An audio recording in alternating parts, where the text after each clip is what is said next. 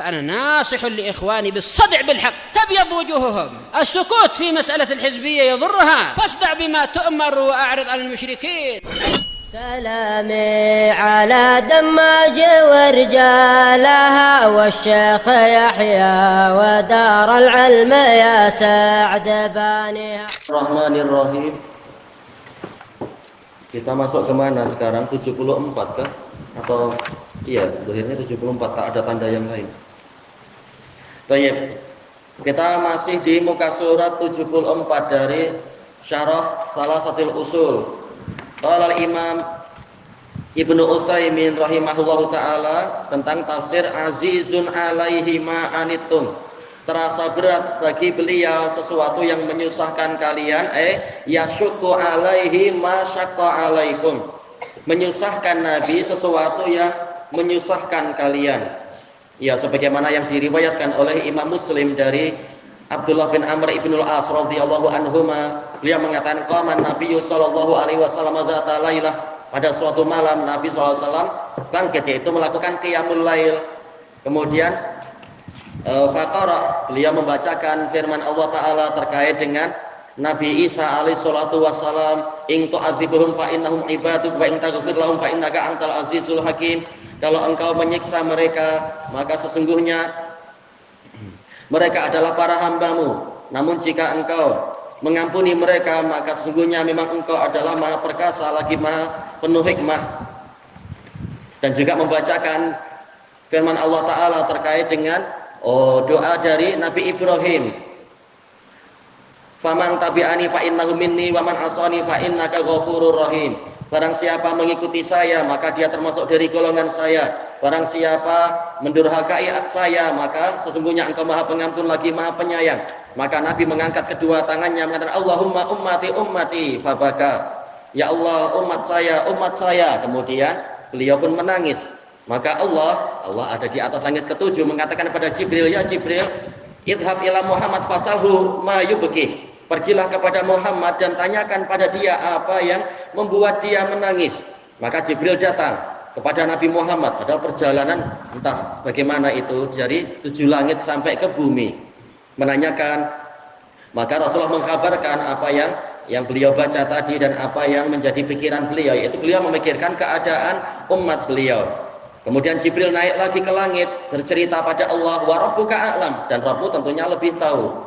Kemudian Allah Ta'ala mengatakan, ya Jibril irji ila Muhammad faqul lahu inna sanurdika fi ummatika wala nasu'uk. Dan wahai Jibril, kembalilah kepada Muhammad dan kabarkan pada dia bahwasanya kami akan membuat engkau ridha tentang umatmu dan kami tidak akan menyusahkan dirimu. Ini menunjukkan betapa perhatian Nabi kepada umat ini dan betapa besarnya perhatian Allah juga kepada umat ini.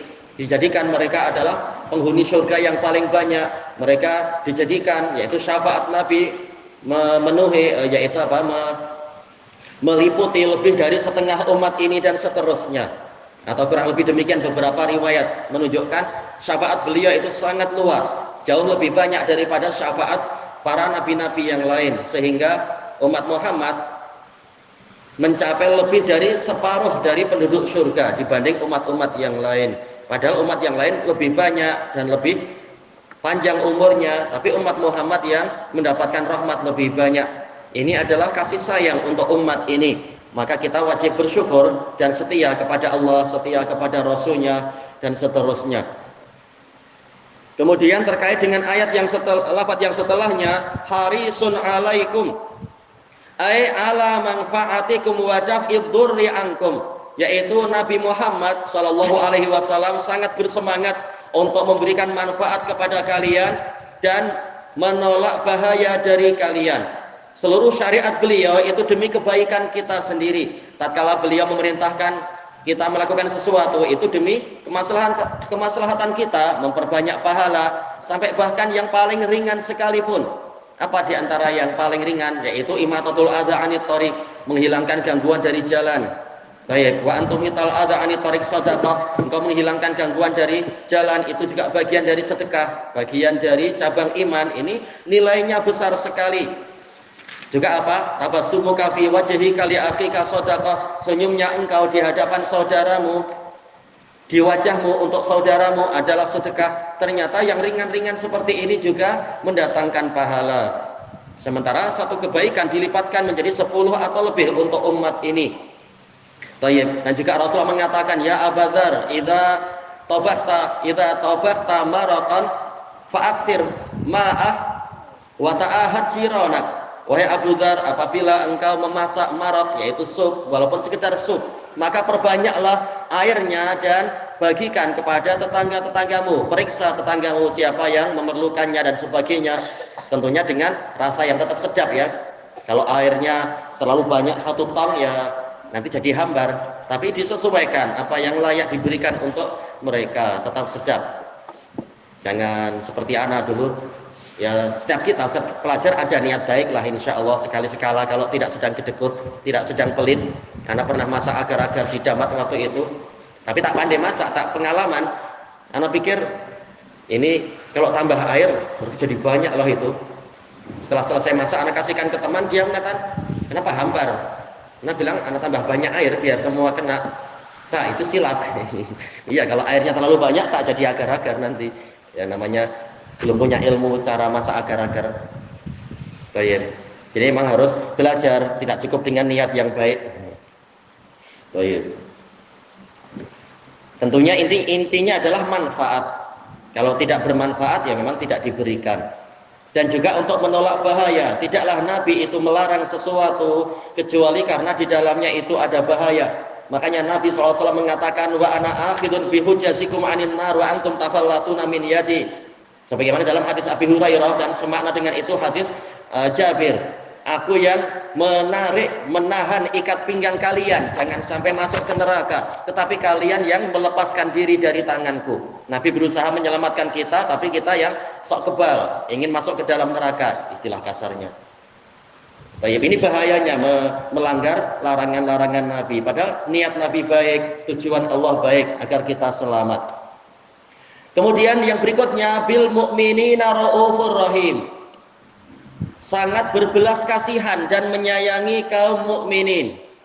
Disebutkan dalam catatan kaki, kata Imam Ibnu Utsaimin, ai dzu ra'fatin wa rahmatin bil mu'minin. Ya rauf ai dzu ra'fah. Ra'fah ini adalah yaitu muntahar rahmah, sebagaimana yang dijelaskan oleh Al-Qurtubi, yaitu belas kasih. Ra'fah, bahasa kita mungkin apa ya, belas kasihan mungkin ya. Ini adalah kasih sayang yang tertinggi, istilahnya ra'fah.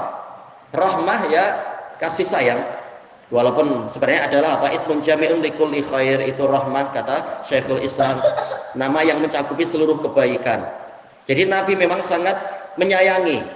Walaupun beliau punya hak untuk mengambil khumus dari khumus dari ghanimah, itu pun beliau sering memberikan kepada kaum mukminin, walaupun mereka akan mendapatkan dari ghanimah, tapi Nabi tetap memberikan apa yang menjadi hak pribadi beliau. Sebagaimana dalam pembagian ghanimah Hunain itu, orang-orang mendesak beliau sehingga beliau terdesak sampai beliau bersandar ke sebatang pohon, kemudian selendang beliau sampai jatuh dan disambar orang. Maka Nabi mengatakan, wahai orang-orang, kembalikan selendangku itu. Tidak ada satu kebaikan pun kecuali aku telah memberikan pada kalian. Tak ada satu biji gandum pun yang aku sisakan, yang aku sembunyikan dari kalian, sehingga kalian tidak menyangka aku ini adalah penakut atau kedekut, penakut atau pelit. Menunjukkan berbagai kebaikan telah beliau usahakan untuk dicurahkan kepada kaum mukminin. Kemudian kata Imam Ibnu Utsaimin, wa khassal mu'minina bidzalik, Allah mengkhususkan perkara kebaikan ini untuk mukminin. Bil mu'minina raufur rahim. Bil mu'minin jar majrur harusnya di belakang, tapi ternyata diletakkan di depan sebagai bentuk pengkhususan.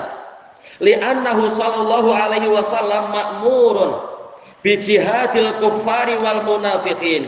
Karena Nabi sallallahu alaihi wasallam diperintahkan untuk memerangi orang-orang kafir dan munafikin. Bahkan peperangan Nabi pun mengandungi kebaikan untuk orang kafir dan munafikin, dan itu telah ana bahas di dalam kitab khusus tentang ini. Jadi pada hakikatnya rahmat Nabi memang untuk alam semesta, bukan hanya untuk mukminin. Dalil yang lain menunjukkan rahmat beliau memang sangat luas, tapi tidak seperti rahmat yang untuk mukminin. Jelas mukminin mendapatkan fasiliti yang lain, yang lebih, yang istimewa. Orang kafir rahmatnya dari sisi yang lain. Wal ghilzati alaihim, dan bengis kepada mereka. Kalau mereka memang sudah sampai tingkat kafir, suka membangkang, Nabi memang bersikap keras. Tapi untuk orang kafir yang sedang dilunakkan hatinya, Nabi tidak bersikap keras dan kasar pada mereka. Semuanya diletakkan sesuai dengan hikmahnya. Wa hadhil awsafu li Rasulillah sallallahu alaihi wasallam, dan sifat-sifat ini yang mana dia adalah milik Rasulullah sallallahu alaihi wasallam, tadullu ala annahu Rasulullah haqqan, menunjukkan bahwasanya beliau memang utusan Allah yang hakiki. Iya, bukan kepalsuan demi meminta menarik hati orang agar orang-orang memilih dia nanti pada waktu pemilihan raya, bukan itu, tapi hakiki, ini dari Allah Ta'ala. Baik, mencari pahala bukan karena mencari keridhaan manusia. Kama dalla ala dzalika qauluhu ta'ala, sebagaimana perkara tadi ditunjukkan oleh firman Allah Ta'ala, Muhammadur Rasulullah, Muhammad adalah utusan Allah. Berarti yang beliau sampaikan, baik itu hadis yang sifatnya qauli ataupun fi'li maupun wasfi atau takriri dan lain-lain, itu semua juga dari Allah Ta'ala. Beliau sekedar penyampai, sekaligus memang beliau tercetak di atas karakter yang agung. Tayyib, innaka la'ala khuluqin azim. Wa qauluhu ta'ala, qul ya ayyuhan nasu inni rasulullahi ilaikum jami'a. Katakan, wahai Rasulullah, wahai umat manusia, sesungguhnya aku adalah utusan Allah kepada kalian semuanya. Bukan hanya kepada orang Arab, bukan pada Bani Israel, bukan kepada orang Ajam semata, tapi semua manusia dan bahkan jin. Baik. Wal ayatu fi hadzal makna katsirah. Ayat di dalam makna ini banyak, jiddan, iya banyak sekali. Jiddan ini mansub sebagai apa ya dalam i'rabnya, yaitu hal, kata sebagian ulama sebagai hal. Keadaannya adalah sungguh-sungguh, banyak sekali. Tadullu ala anna Muhammadan Rasulullahi haqqan, yang menunjukkan bahwasanya Muhammad memang utusan Allah yang hakiki. Iya, semua wahyu menunjukkan beliau adalah Rasul. Tak mungkin Nabi membuat-buat sendiri sementara beliau itu adalah ummi. Baik, kelanjutannya besok insyaallah, wallahu a'lam. Subhanakallahumma wa bihamdika la ilaha illa anta astaghfiruka wa atubu ilaik. Alhamdulillahirabbil alamin. Jazakumullahu khairan. Oh iya.